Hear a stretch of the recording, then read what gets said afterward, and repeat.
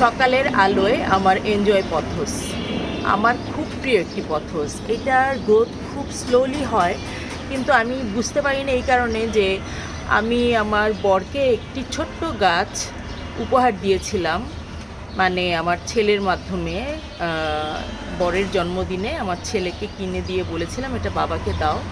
এই গাছটি থেকে আমি অসংখ্য চারা করেছি, আপনাদের এটা আমি আজকে দেখাবো।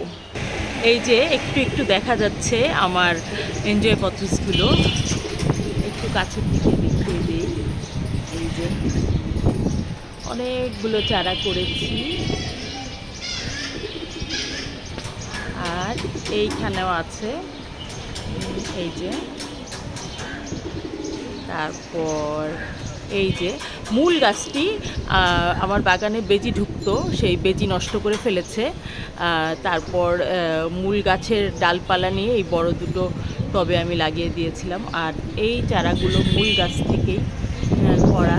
আমি লোভ সামলাতে পারছি না, এই গাছগুলো কাউকে আমি দিতেও পারি না, আমি এত পজিটিভ এই গাছগুলোর ব্যাপারে। এই যে এখানে আরও একটি আছে গাছ, এখানে আছে ছোট্ট একটি চারা। মানে আমি এত গাছ আমি শুধু আমার আম্মাকে একটি গাছ দিয়েছি আর কাউকেই দিতে পারছি না, মানে এত লোভী হওয়া আসলে ঠিক না।